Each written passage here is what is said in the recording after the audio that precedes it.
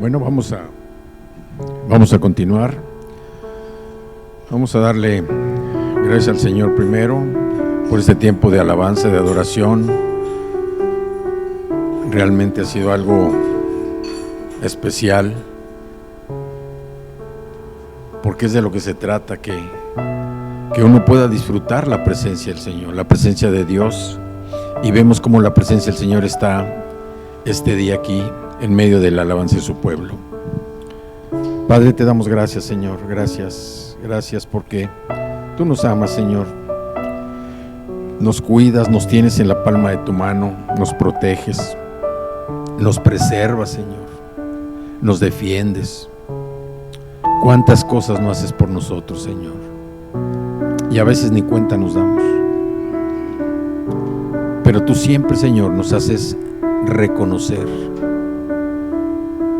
tu grandeza, tu poder, tu soberanía, y por eso nos sentimos seguros, y por eso vamos adelante conociéndote más. Tenemos una pasión por conocerte más, conocer más de tus atributos, conocer más de tus cualidades, porque no hay nadie como tú, Señor. Y gracias Jesús por morar en nuestros corazones, hacer esa labor tan complicada de transformarnos para ser cada vez más semejantes a ti. Te damos gracias, Padre.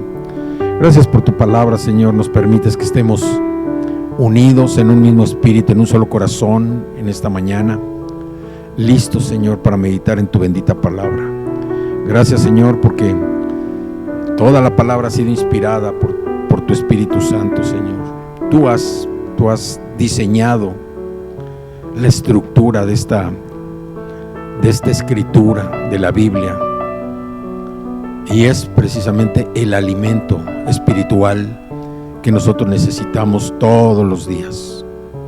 La Biblia no es para cambiar religión como muchas personas piensan, y por eso rehúyen a abrirla siquiera.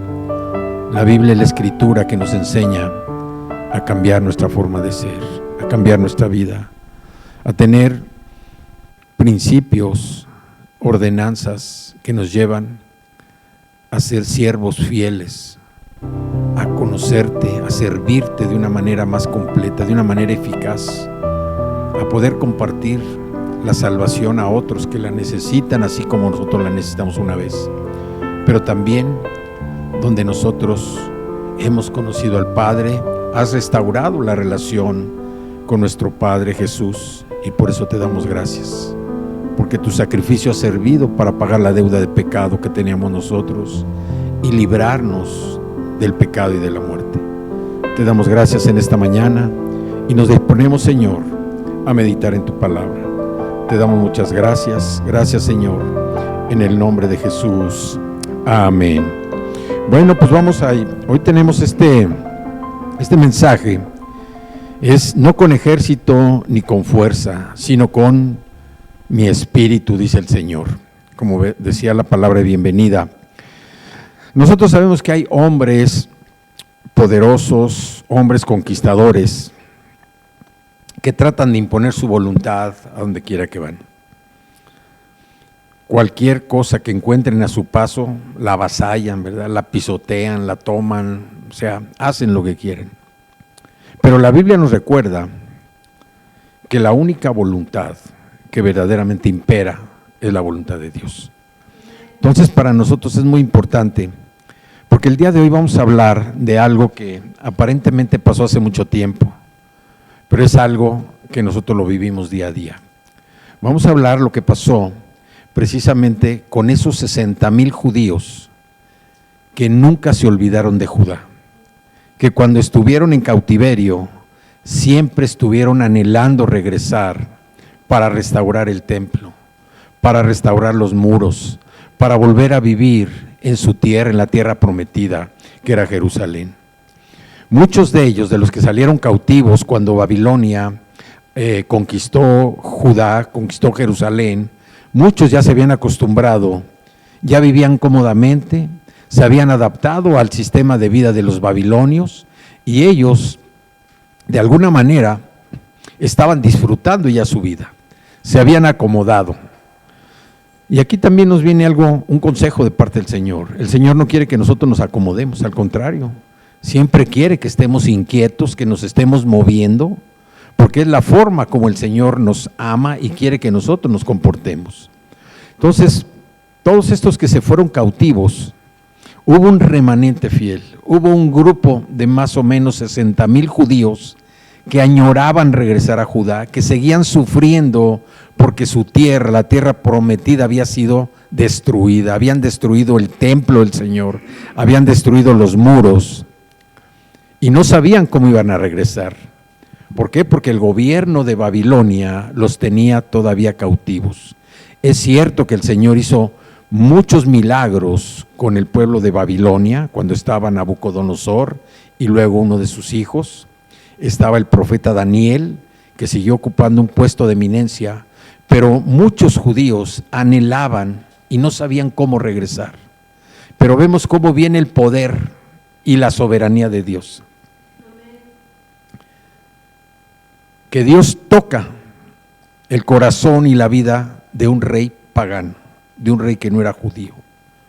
Viene la invasión de Persia y vence al ejército de Babilonia, un ejército poderoso, pero fue más poderoso el de Persia en acabar con Babilonia y empieza un nuevo imperio. El Señor tocó la vida del rey Ciro de Persia y el rey tuvo que reconocer que tenía que mandar al pueblo judío nuevamente de regreso a su tierra. Ciro emitió un decreto y envió a Esdras, al sacerdote Esdras, lo mandó precisamente a Jerusalén, buscando hacer la reconstrucción del templo, la reconstrucción de los muros. Y hizo únicamente para que todo mundo reconociera el poder y la autoridad de Dios. Esto que estaba sucediendo con Esdras, el profeta Isaías ya lo había profetizado hace más de un siglo. Hacía más de un siglo que Isaías ya había dicho lo que iba a suceder. Se estaban acercando a los 70 años también que se había profetizado que iba a durar el cautiverio de los judíos precisamente en Babilonia. Entonces, el Señor llama a Ciro en su escritura, ahí en Isaías, no lo busquen, Isaías 45 lo llama ungido, y en Isaías 44 lo llama mi pastor.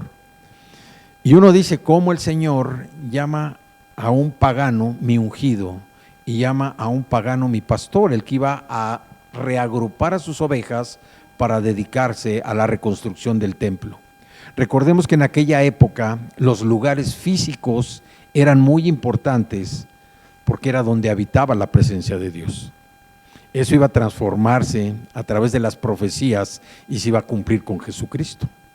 Pero en aquel entonces el lugar era tan importante porque ahí en ese lugar era donde habitaba la presencia de Dios. Entonces, Dios gobierna sobre todo y Dios utiliza a cualquier tipo de persona. En este caso, Dios utilizó al rey Ciro de Persia cuando nadie se imaginaba cómo iba Judá nuevamente a resurgir, cómo se iba a reconstruir el templo que ya estaba profetizado. No había manera, pero vemos cómo Dios en su soberanía, porque a veces nosotros no nos damos cuenta tampoco de lo que hace el Señor para que se den las cosas. Yo me acuerdo que cuando nosotros recién llegamos aquí a Guadalajara, unas personas que conocimos y luego hicimos amistad con ellos, ¿se acuerdan que en el 94, ¿sí?, cuando vino toda esa problemática, el asesinato de Luis Donaldo Colosio, luego tuvieron que nombrar a Ernesto Zedillo candidato a la presidencia, entró Ernesto Zedillo, no estaban bien firmes los puntos económicos del país, políticos y sociales, y se vino una mega devaluación. Unas personas que conocimos estaban a punto de perder su casa, y ellos le atribuyen a ese problema macroeconómico que sucedió en el país, a esa devaluación, el que no perdieran su propiedad. Dios actuó soberanamente a través de esa macrodevaluación para que ellos no perdieran su casa. Entonces podemos ver cómo la soberanía de Dios a veces se mueve en hechos tan grandes como también en hechos tan pequeños. Y aquí Dios lo que hizo fue hablarle al rey Ciro de Persia para que él emitiera un decreto. Dice: para que se cumpliese la palabra de Jehová por boca de Jeremías, despertó Jehová el espíritu de Ciro, rey de Persia, el cual hizo pregonar de palabra y también por escrito por todo su reino. Entonces, vemos cómo Dios se vale de cualquier persona, de cualquier situación o circunstancia para cumplir su propósito. El propósito era la reconstrucción del pueblo de Judá, la reconstrucción de Jerusalén. Entonces, el Señor tiene la autoridad para generar cualquier tipo de circunstancia necesaria a fin de cumplir sus promesas. La Escritura no miente, la Escritura es fiel, la Escritura es verdad, y el Señor nos habla a través de la Escritura para que cada una de sus promesas se vayan cumpliendo. Hoy hay muchas promesas que ya se cumplieron con Jesucristo, pero todavía hay otras promesas que todavía no se cumplen y que posiblemente nos van a tocar a nosotros vivirlas, dar testimonio de esas promesas. Entonces, debemos confiar siempre en la mano poderosa del Señor. No importa cuál sea la circunstancia, no importa cuál sea la situación. Estos judíos que estaban cautivos en Babilonia oraron para que Dios les permitiera regresar a Jerusalén. Era un grupo de 60,000 que añoraban, deseaban regresar a reconstruir su tierra, el templo, restaurar la tierra que había sido su hogar. Y Dios les contestó enviando al rey Ciro de Persia, algo que estaba totalmente lejos de su imaginación, porque ellos estaban cautivos, estaban esclavizados en una tierra donde los estaban tratando de convencer que se volvieran caldeos, que se olvidaran de todas sus costumbres. Entonces Dios les contestó enviando al rey Ciro de Persia, que derrocaron a los babilonios y enviaron a los judíos de regreso a la tierra prometida. Acompáñenme al libro de Esdras, por favor, y vamos a ver el capítulo 1 de Esdras, los versículos 2 o 3, dice: Jehová, el Dios de los cielos, me ha dado todos los reinos de la tierra y me ha mandado que le edifique casa en Jerusalén, que está en Judá. Quien haya entre vosotros de su pueblo, sea Dios con él, y suba a Jerusalén que está en Judá, y edifique la casa a Jehová, Dios de Israel, porque Él es el Dios, la cual está en Jerusalén. Entonces aquí el pueblo ya había sido testigo de la devastación que había sufrido Jerusalén, y podían aferrarse a esa promesa de que iba a haber algo, iba a suceder algo por lo cual Dios iba a permitir que se reconstruyera el templo. Dios haría lo posible para todos esos judíos que veían imposible hacer la obra. Y nosotros vemos muchas veces cómo Dios se mueve, no sabemos ni cómo le hace, pero Dios se mueve para que haga posible para nosotros lo que vemos como imposible. Porque había un propósito muy importante, había un propósito de reconstruir una tierra, de reconstruir el templo. Y así como Dios despertó el espíritu de Ciro para actuar a favor de su pueblo, también actúa en los corazones de aquellas personas que, sin ser cristianos, van a jugar un papel importante en la vida de nosotros. ¿Cuántas veces estamos frente a una autoridad y el trato que nos da es un trato especial? Es la gracia de Dios en nosotros, es su gracia la que nos da. Nos platicaban aquí que los muchachos, ahora que regresaban, vieron la mano de Dios a través de la gracia derramada sobre ellos delante de las autoridades. Es Dios, Es Dios el que toca el corazón de las personas. Nosotros no tenemos por qué estar buscando a las personas, jalándolas para que cambien o para que nos hagan caso de algo, para que atiendan algo que corresponde a nosotros, algo de justicia. Es Dios el que hace la obra. Y así como nos utiliza a nosotros como sus hijos, también utiliza a otras personas que se muevan para que traigan beneficios a nuestra vida. Entonces, Dios es soberano y Él actúa en respuesta a nuestras oraciones de fe y a nuestra obediencia. De estos 60,000, muchos aprovecharon la oportunidad para regresar a Jerusalén. Como abrieron la puerta y dijeron, el que quiera, dijo el rey Ciro, el que quiera puede irse con este grupo, regresar a Jerusalén. Y así como de repente también hay gente que se cuela, ¿verdad?, en los lugares, también vemos como aquí hubo algunos que se colaron, dijeron, pues vamos a Jerusalén, vamos gratis, nos van a dar dinero, nos van a dar recursos, nos van a dar todo, pues vámonos. Y muchos regresaron también así. Sin embargo, el trabajo de restauración era un trabajo sumamente difícil. Las condiciones no eran las mejores. Había oposición para poder reconstruir el templo y los enemigos estaban duro para que no se reconstruyera el templo, porque ellos ya sabían qué pasaba si Jerusalén, si los judíos volvían a reconstruir el templo. Iba a volver a ser una nación poderosa. Entonces ellos están haciendo todo lo posible porque no se reconstruyera el templo. Entonces llegan estos, regresan estas personas con el favor de Dios a través de Ciro, llegan con recursos, no los mismos, porque ellos tenían, su comparación era el templo que Salomón había construido. Y Salomón construyó el templo más hermoso que jamás hubiera existido, donde habitaba la presencia de Dios. Entonces ellos en su mente pensaban reconstruir y hacer algo similar a lo de Salomón, pero ellos no estaban en la condición en la que estaba Salomón, porque para empezar a Salomón el rey David le dejó todos los recursos posibles para que pudiera construir el templo. Tenían toda la mano de obra disponible, las naciones no eran enemigas, eran naciones que estaban subyugadas al reino de Israel. Entonces Salomón no tenía problemas para construir, no tuvo problemas para construir el templo. El problema de Salomón fue de otra índole, de creerse tan sabio que quiso vivir su propia sabiduría. Pero estos hombres que regresan no tienen esas facilidades. El recurso era limitado, la mano de obra era limitada. Y en fin, al enfrentar esa oposición tan difícil, ellos se desanimaron. Se desanimaron y empezaron a buscar negocios para sí mismos. Entonces se dedicaron a comerciar entre ellos, ¿verdad?, porque tenían que tener actividad, y como tenían el miedo de que las naciones enemigas iban a venir a aplastarlos o a evitar que construyeran el templo, se olvidaron de construir el templo. Pasaron 16 años en que la obra permaneció suspendida. Y aquí a veces uno se pregunta, ¿por qué hay personas que si tienen o muestran o dicen tener una fe en Dios, a veces no cumplen con lo que Dios les ha pedido? Porque a veces somos irresponsables. Y bueno, pues las respuestas son diferentes. A veces hay demasiada presión para cumplir algo. A veces no hemos experimentado verdaderamente el amor de Dios para serles fiel. O a veces también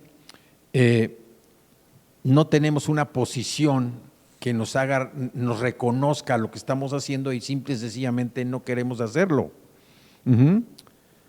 Pero la respuesta es una sola: no hacemos la obra de Dios a la manera que Dios quiere que lo hagamos. Por eso muchas veces también nos enfrentamos con situaciones en las que es difícil para nosotros tratar de ser obediente al Señor. Entonces, en consecuencia, muchas veces cuando uno se encuentra en esta posición, ¿qué es lo que les pasó a estos judíos que regresaron? Que cayeron presa fácil de la decepción, del desencanto, de las desilusiones y por lo tanto el fracaso. El fracaso para hacer la obra del Señor, porque ellos mientras se dedicaron a construir casitas, ¿verdad?, a criar ganado, empezaron a hacer su vida ya, pero olvidándose de la tarea principal que era reconstruir el templo. En el capítulo 4 del libro de Zacarías, nosotros vemos cómo el profeta habla de una visión. Este capítulo 4 habla de una visión en donde habla de un candelabro de oro y donde habla de dos ramas de olivo. Aquí lo que vemos es cómo Dios sabía que el pueblo, como sus precedentes, iba a enfrentar oposición. O sea, no era nuevo. Y a fin de prepararlos para lo que se esperaba, el Señor los anima por medio de Zacarías. En ese tiempo hubo dos profetas que estuvieron precisamente con el pueblo de Israel, con el pueblo de Judá, con los judíos. Uno era el profeta Ageo, que la palabra que Dios le dio para Ageo era de reprensión, lo estaba reprimiendo. ¿Por qué? Porque se habían tardado mucho tiempo, porque se habían dedicado a otro tipo de actividades y no habían cumplido con lo que el Señor había pedido. Y también Zacarías, pero Zacarías se dedica más a alentarlos, a fijar retos para ellos, para que se animaran y construyeran la reconstrucción del templo. Entonces, Zacarías los anima y les da unas palabras memorables, que son las que nos leyeron al principio en la palabra de bienvenida. Dice: no con ejército ni con fuerza, sino con mi espíritu, ha dicho Jehová de los ejércitos. No con ejército, no con fuerza, sino con mi espíritu, el Espíritu Santo. Y aquí lo que vemos es cómo el ángel habla con Zacarías. En el capítulo 3, realmente fueron dos personas las que regresaron a animar y a terminar la construcción del templo, que fueron Josué, no Josué el que sustituyó a Moisés. Josué era un sacerdote, sí, era el sacerdote Josué, y el otro era Zorobabel, que era el que iba a dirigir, el líder para guiar el que terminaran de reconstruir el templo. Zorobabel quiere decir descendiente de Babel, y Josué es Dios es salvación.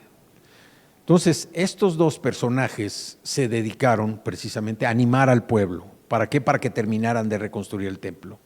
En Zacarías 3 vemos lo que Dios le habla a Josué, donde le dice que sus ropas son viles y que para hacer el sacrificio tiene que desprenderse de esas ropas viles, esas ropas, esa vestidura llena de pecado. Espiritualmente le está diciendo: eres un hombre pecador, necesitas quitarte esas vestiduras. Y a través de otro profeta le habla, del profeta Zacarías, precisamente le habla a Josué a que se quite ese pecado para que pueda servir a Dios.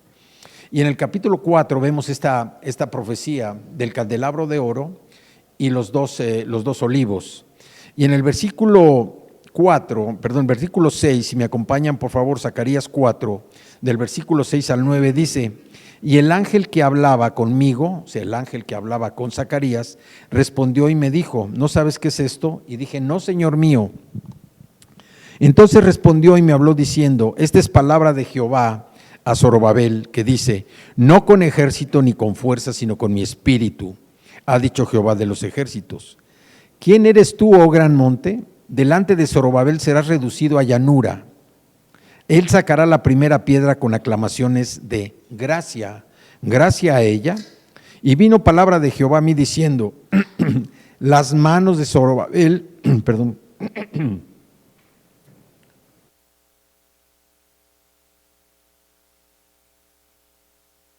las manos de Zorobabel echarán el cimiento de esta casa y sus manos la acabarán. Y conocerás que Jehová de los ejércitos me envió a vosotros. Aquí hay dos cosas. Uno, vemos la palabra que le da Zacarías, que le dice: no con ejército, no con mucha gente, no con tus fuerzas tampoco, sino con mi espíritu. El Espíritu de Dios, el Espíritu Santo, es el que nos impulsa precisamente a terminar la obra del Señor. Por eso nosotros debemos tener esa confianza. Cuando nosotros aceptamos a Cristo en nuestro corazón, Cristo llegó a morar en nuestros corazones y Él es el que está haciendo la transformación de nuestra vida, pero también llegó el Espíritu Santo y nosotros tenemos que confiar también en el Espíritu Santo. Después le dice: ¿quién eres tú, oh gran monte? O sea, ¿cuál es el problema? ¿De qué tamaño es el problema para ti? ¿El problema es del tamaño de un monte? Delante de Zorobabel serás reducido a llanura. Y todos entendemos lo que es una llanura, ¿verdad? ¿Sí? Es una planicie. Ese monte, ese problema iba a ser reducido ¿a qué? A una planicie, a una llanura. Él sacará la primera piedra con aclamaciones de gracia. Gracia. Aquí está hablando de Cristo. Vino palabra de Jehová a mí diciendo: las manos de Zorobabel echarán el cimiento de esta casa. No solamente lo estaba bendiciendo, sino que Zorobabel iba a echar los cimientos del templo nuevamente. Y aquí hay algo muy importante que nosotros debemos tomar en cuenta. ¿Saben qué hizo Zorobabel y con Josué el sacerdote para empezar la reconstrucción del templo? ¿Con qué creen que empezaron ellos dos? Con la reconstrucción del templo. No empezaron ellos a ver el material, ni empezaron a ver la mano de obra. Lo que hizo Zorobabel fue poner un altar al Señor. Así fue como inició. Puso el altar dedicando una ofrenda a Dios. Fue como arrancó precisamente la reconstrucción del templo, después de 16 años de haber estado abandonado, porque los judíos se dedicaron a hacer negocios propios. Llegó Zacarías, que animó al pueblo. Ageo los reprendió porque se habían tardado y porque se habían dedicado a ver sus negocios. Pero Zacarías los anima y los reta a terminar el templo de Jerusalén. Entonces, Zorobabel crea un altar dedicado a Dios. Es lo primero que hace, ofrendarle al Señor. Señor, nos rendimos delante de ti, adorarlo. Lo que estuvimos haciendo nosotros ahorita, alabando y adorando a Dios. Un momento en el que dejamos que Dios nos llene de su presencia. Y la otra parte es que muchas personas piensan que para sobrevivir en este mundo necesitan ser personas difíciles, personas flexibles, inflexibles, personas rudas, personas ásperas, fuertes, ¿sí?, para poder sobrevivir en este mundo.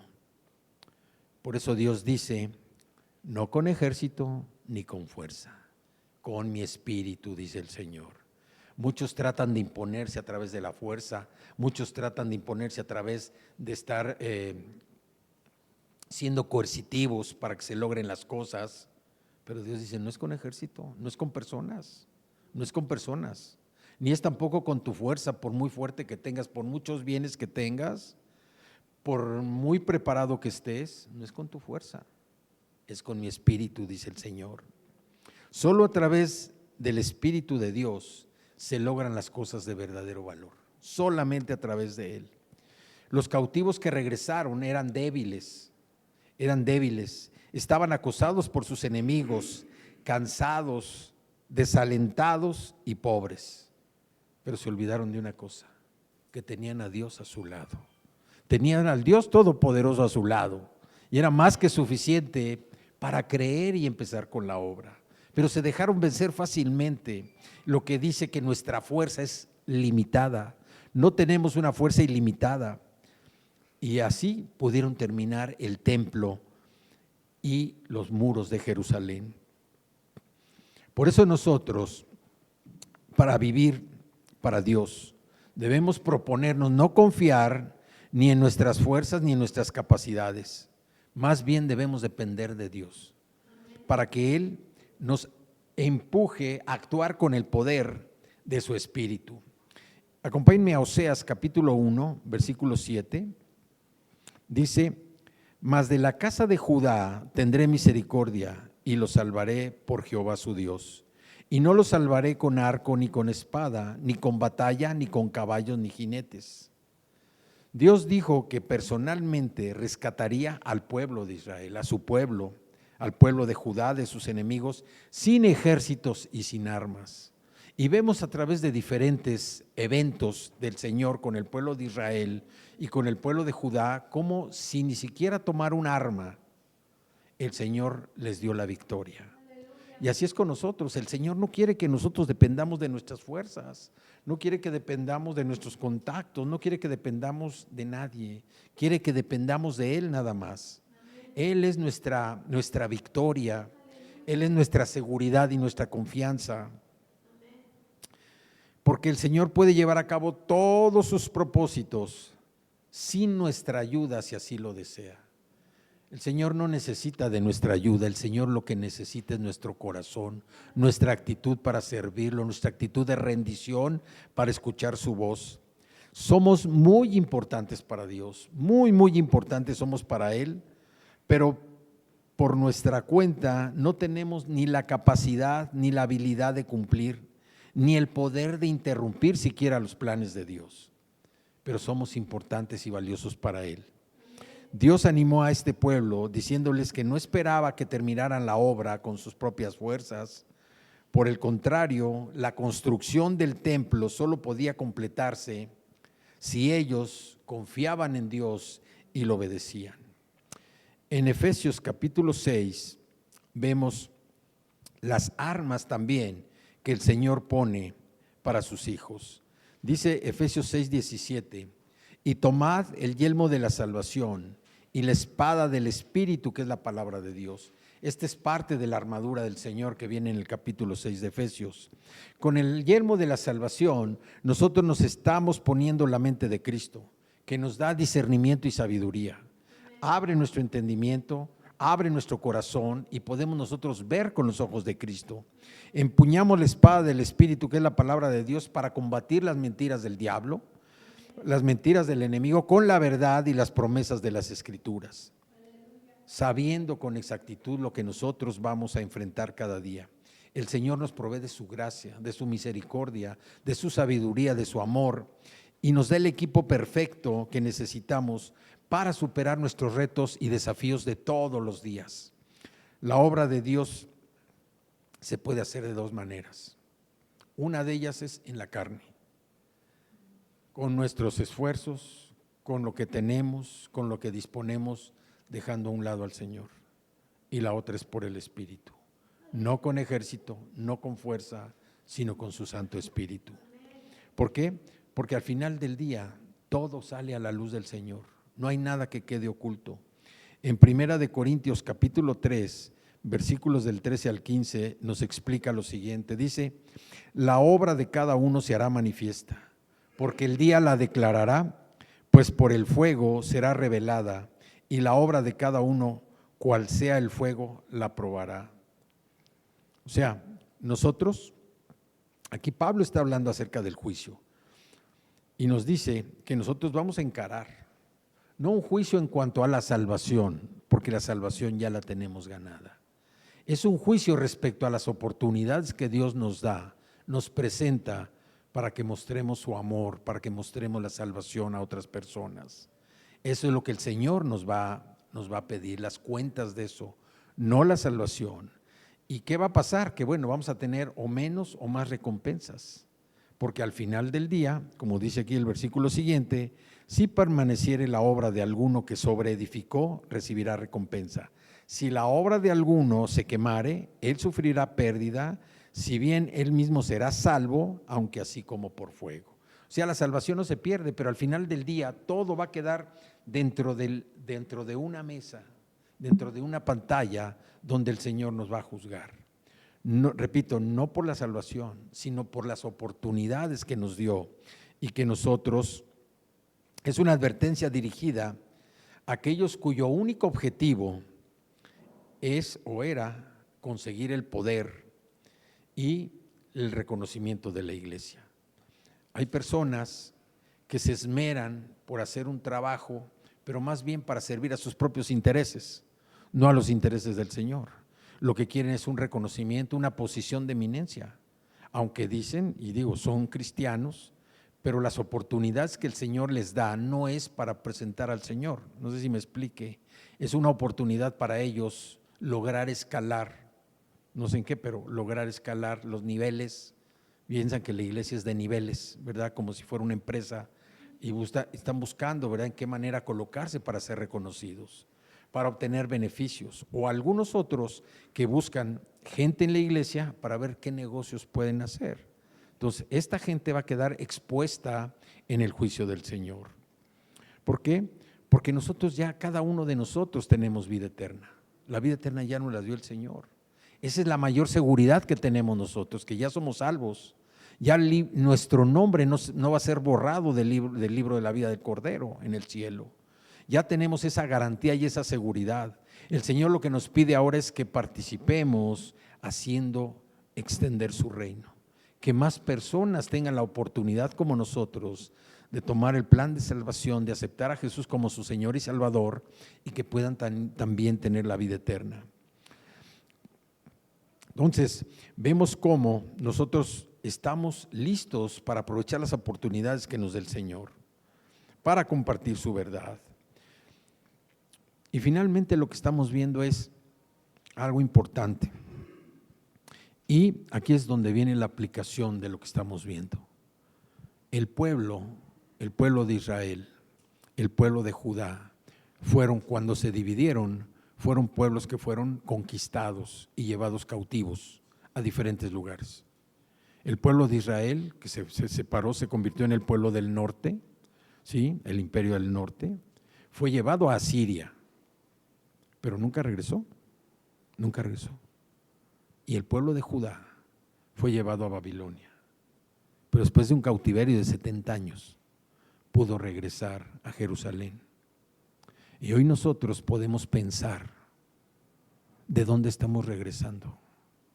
¿De dónde estamos regresando? Cómo el Señor ya envió a un Ciro y nos da la respuesta, ¿verdad? Para regresar a nuestra tierra, para regresar a Jerusalén.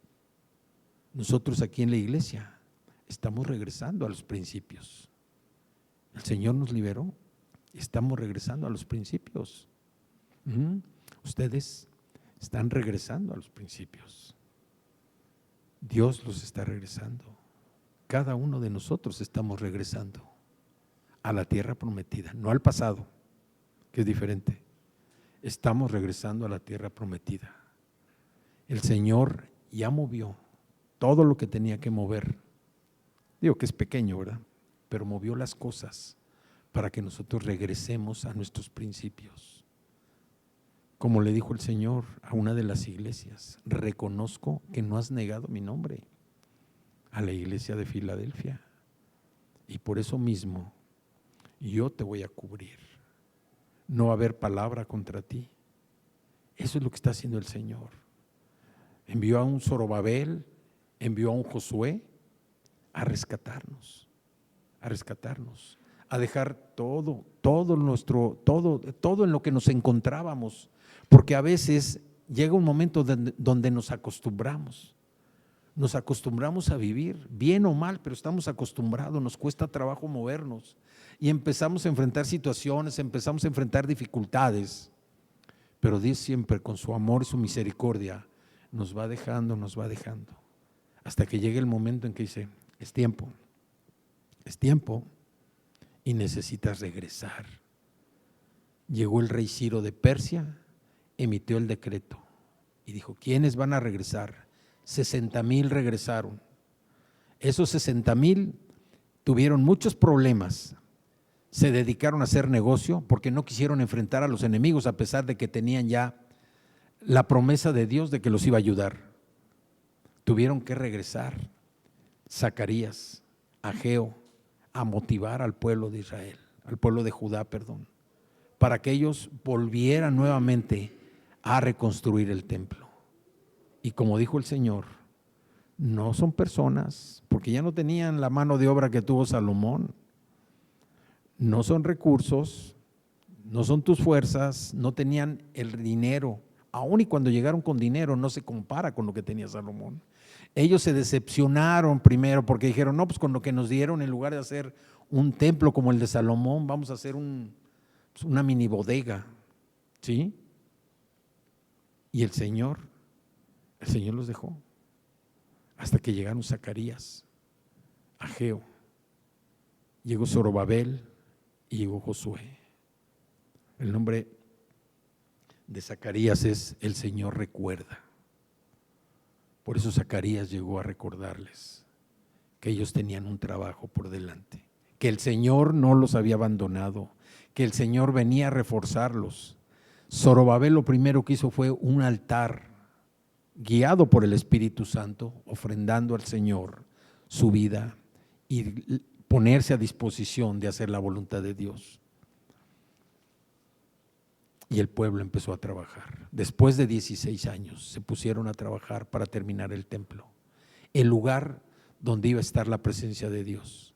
Hoy para nosotros las cosas no son así. Cada uno de nosotros es un templo del Señor. El Señor habita dentro de nosotros. La presencia de Dios está con nosotros. Cristo mora en nuestros corazones. Él está transformando nuestra conducta, nuestra vida. Él es el que está haciendo la obra en nosotros. ¿Por qué? Porque podemos estar confiados para nosotros. No hay ningún obstáculo que no sea conquistado, porque el Señor es nuestra guía, el Señor es nuestra dirección y Él pelea las batallas por nosotros, no nosotros. El Señor está peleando las batallas por nosotros. Por eso estamos regresando a nuestra tierra prometida. Dios quiere que nosotros estemos abiertos, que estemos dispuestos. Y así como permitió que este pueblo de Judá, estos 60,000 regresaran y luego tuviera que llegar el refuerzo porque se habían alentado, el Señor no quiere que ahora nosotros nos alentemos. Quiere que estemos activos y que podamos resurgir creando ese templo del Señor en nuestra propia vida.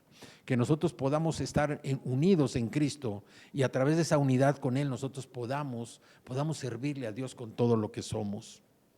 Finalmente, nosotros podemos llevar confiadamente la verdad, pero también hay un propósito que el Señor quiere que nosotros cumplamos. Acompáñenme a Mateo capítulo 28, versículos 19 y 20.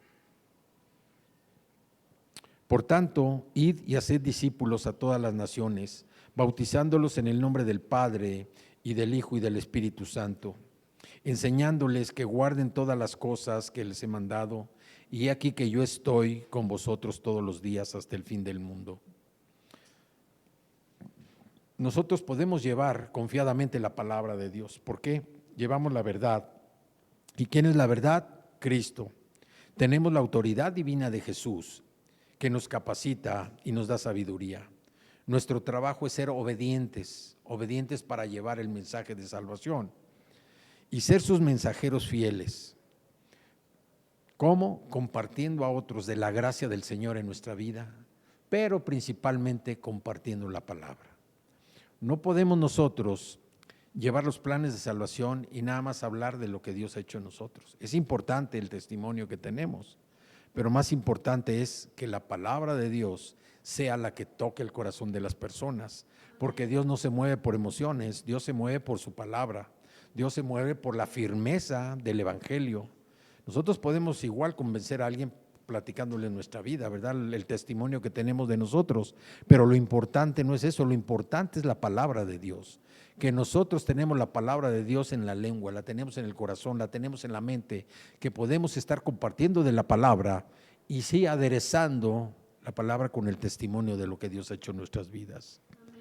Cuando el Espíritu de Dios obra en nosotros, vamos a lograr las metas que el Señor nos ha puesto para cumplir con ese objetivo que Mateo nos plantea, ir y hacer discípulos. Si nos sometemos a su plan, nosotros vamos a recibir fuerzas, no las nuestras, las fuerzas del Señor. Vamos a recibir también ese poder y el valor renovado en nuestra vida para poder compartir la palabra del Señor. El Señor nos está sacando, nos está llevando nuevamente a la tierra prometida. Y nosotros debemos ser fieles, tener la confianza que lo que estamos haciendo es lo que Dios tiene para cada uno de nosotros. Todos estamos siendo removidos, todos, absolutamente todos. Todos hemos sido sacados de lugares donde estábamos esclavizados. ¿Por qué? Porque a lo mejor estábamos cómodamente viviendo, ¿verdad? O incómodamente, pero seguíamos viviendo. ¿Por qué? Porque ya veíamos casi imposible de hacer cualquier cosa. Pero Dios aquí nos muestra, Dios mandó al rey Ciro, a un pagano, y esto nos dice, Dios va a hacer cualquier cosa, lo que sea necesario para sacarnos a veces de nuestra comodidad o de nuestra incomodidad. Dios quiere que nosotros estemos como los peces en el agua que siempre se están moviendo, que estemos siempre atentos a lo que el Señor quiere hacer. Cuando nosotros obedecemos a Dios, Dios hace prodigios, hace maravillas para dar darle gloria a Él con nuestra vida y nuestro corazón. Nunca nos vamos a equivocar cuando estamos confiando en el Salvador de nuestra vida. Nunca nos vamos a... Dice en Hechos 1:8, cuando llegó el Espíritu Santo, porque cada vez que se menciona el poder del Espíritu Santo en las Escrituras, siempre se relaciona con compartir el Evangelio de la verdad. ¿Para qué? Para que Dios sea glorificado con nuestra vida y las vidas de las personas sean cambiadas. El objetivo principal es ese, que nosotros tenemos que compartir para que la persona cambie, acepte a Cristo y cambie su manera de vivir. Dice Hechos 1:8, pero recibirán poder cuando haya venido sobre ustedes el Espíritu Santo, y me seréis testigos en Jerusalén, en toda Judea, en Samaria y hasta lo último de la tierra. Y habiendo dicho estas cosas, viéndolo ellos, fue alzado y le recibió una nube que lo ocultó ante sus ojos. Cristo mora en la vida de cada uno de nosotros para que pueda hacer y nosotros podamos hacer lo que el Señor quiere que hagamos. Que los creyentes seamos sus embajadores en este mundo, presentando a las personas el amor de Dios, presentando a las personas la misericordia de Dios, presentando a las personas el favor de Dios, para que puedan ellos venir a los pies de Cristo y también reciban la salvación como nosotros. Todos tenemos la disposición de hacerlo, pero también tenemos la disponibilidad de contar con esos rasgos de carácter del Señor en nuestra vida. Nos convertimos en testigos eficaces solamente por el poder del Espíritu Santo. Así es que, concluyendo nosotros, vemos cómo Dios le dio una visión a Zacarías, una visión de un candelabro de oro, de 2 olivos. El candelabro de oro estaba permanentemente encendido, el aceite era ilimitado. Esa reserva de aceite ilimitada era el poder del Espíritu Santo. Y el candelabro representa a la iglesia. La iglesia cuenta siempre. Nosotros somos iglesia. Cada uno de nosotros somos iglesia. Tenemos ese aceite que está fluyendo siempre, el poder del Espíritu Santo en nuestra vida. Por eso el Señor no nos pone tareas difíciles. No te dice, si no tienes el Espíritu Santo, pues a ver cómo le haces. Confía en tus fuerzas, confía en tus amigos, confía en tus contactos, confía en lo que tienes. El Señor no es así. El amor de Dios y el Espíritu Santo están fluyendo, es el aceite que fluye dentro de nosotros. Por eso dice, no te desgastes, no trates de salir tú solo de tus cosas, no trates de resolver tú mismo las pruebas que estás enfrentando. El Espíritu Santo es el que te va a ayudar, porque no es con ejército ni con fuerzas, es con mi Santo Espíritu, dice el Señor. Y esta ilustración recuerda al pueblo que solo mediante el Espíritu de Dios es como vamos a tener la victoria. No por el poder de cada uno de nosotros, no por los recursos, sino solo por el Espíritu del Señor. Y la medida estriba en que el Espíritu de Dios es ilimitado dentro de nosotros, es un solo Espíritu. No hay poco Espíritu ni hay mucho Espíritu, es una sola medida del Espíritu Santo y esa medida es ilimitada. Fluye de nosotros constantemente. El esfuerzo humano no puede determinar nada porque no se compara con el poder, con la fortaleza y la soberanía de Dios. La obra de Dios no se puede realizar por fuerza humana. Tenemos que confiar y apoyarnos en su Espíritu Santo para poder hacer la obra que el Señor nos está llamando a hacer. Vemos cómo el Señor también habla de los 2 olivos. Los 2 olivos son los 2 testigos, Josué y Zorobabel. El sacerdote que iba a hacer la obra espiritual y Zorobabel que iba a hacer la obra física. Siempre 2. Así el Señor también nos dice que nosotros también somos olivos, somos ramas injertadas en los olivos que es el pueblo de Israel. Nosotros como gentiles somos esos olivos que ahora hemos sido injertados para formar el pueblo de Dios. Y es una exhortación que el Señor nos da para que con coraje, con valor, en el día a día nosotros nos demos cuenta que esos pequeños comienzos que se presentan en nuestra vida, si nosotros mantenemos la mirada fija en Cristo Jesús, el autor y consumador de la fe, la grandeza del final va a ser extraordinaria. ¿Por qué? Porque es la obra de Cristo en cada uno de nosotros. Y es lo que el Señor está buscando en nosotros. Dice que la obra que Él inició en la vida de cada uno de nosotros, el Señor la va a terminar. Así es que hay que estar atentos. Dios ya nos rescató. Ya venimos en camino de regreso. Venimos a reconstruir el templo de nuestras vidas, pero un templo ahora que estamos regresando a la tierra prometida. Ya no necesitamos nada más que el Señor. El Señor es nuestra guía, nuestra dirección por medio del Espíritu Santo, y debemos darle gracias por eso, porque cada uno de nosotros estamos siendo rescatados. Nuestro amor por Dios nos está llevando precisamente a reconstruir nuevamente el templo de nuestros corazones. Tenemos una nueva oportunidad de hacerlo y vamos a hacerlo. El Señor ha sido tan grande, tan maravillosamente misericordioso, que hasta el día de hoy nada nos ha faltado. Nos mantiene de pie por su gracia y su misericordia. ¿Para qué? Para superar todo reto, todo desafío, toda circunstancia, toda situación, todo problema, todo obstáculo, toda dificultad. Dios es grande y misericordioso. Así es que no dejemos de confiar en el Señor y meditemos en esto que hizo Dios en el pueblo de Israel. Esos que regresaron y que se durmieron en sus laureles, que tuvo que llegar Zacarías, que tuvo que llegar Ageo, ¿verdad?, a motivarlos. Nosotros estamos siendo motivados todos los días. El Señor ya nos ha profetizado grandes cosas. Sus promesas se van a cumplir en la vida de cada uno de nosotros y necesitamos estar atentos, ser obedientes a lo que el Señor tiene para cada uno de nosotros. Así es que vamos a orar para darle gracias por todo lo que el Señor ha hecho. Todo, porque como Zorobabel, él comenzó su proyecto de construcción con la adoración en el punto central de Jerusalén. Y nosotros hoy hemos alabado, hemos adorado al Señor como un tema central de nuestra propia vida, de nuestro sacrificio hacia el Señor a través de la alabanza y adoración, porque queríamos estar en su presencia, necesitábamos estar en su presencia y hoy estamos en su presencia.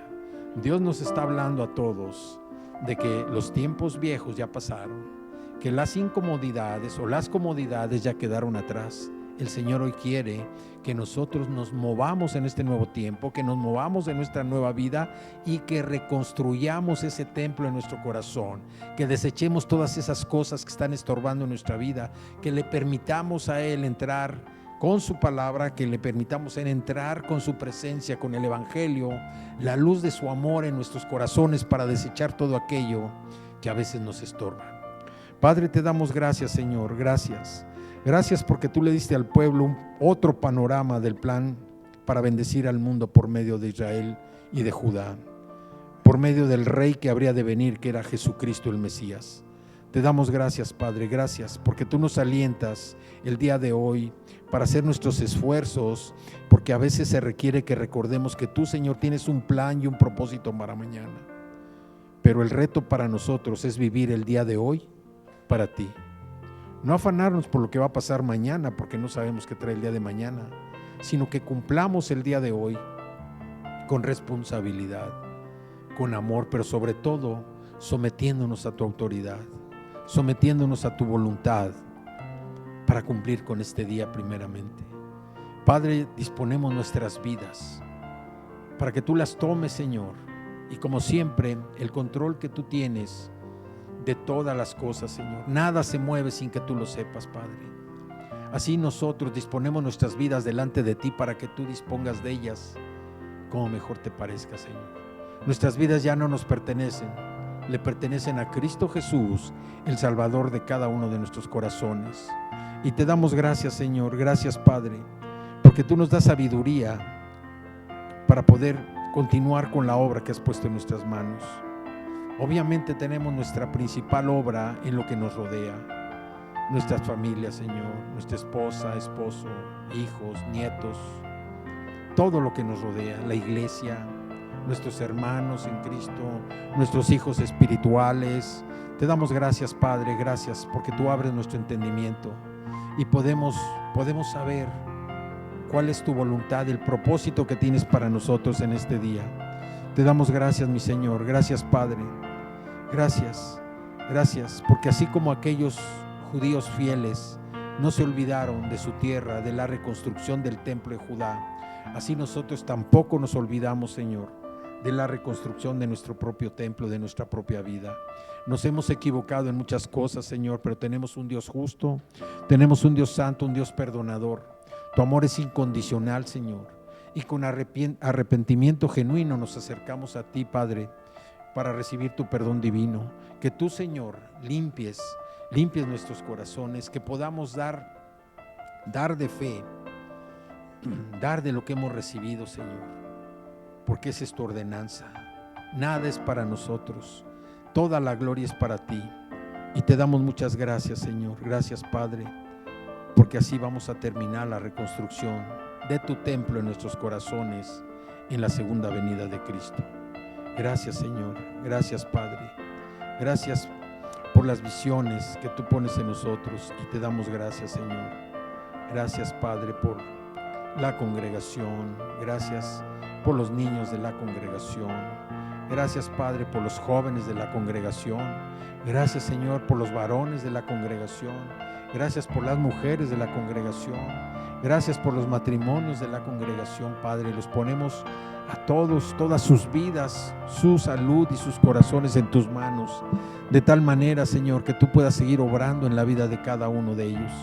Te damos gracias, Padre, gracias porque tus promesas se cumplen en el sí y en el amén, en Cristo Jesús. Y esta mañana oramos, Señor, porque estamos creyendo, confiando en que veremos ese cumplimiento de tus promesas en nuestra vida. Yo no sé lo que tienes preparado para cada uno de mis hermanos, Señor, pero sé que son cosas grandes, maravillosas.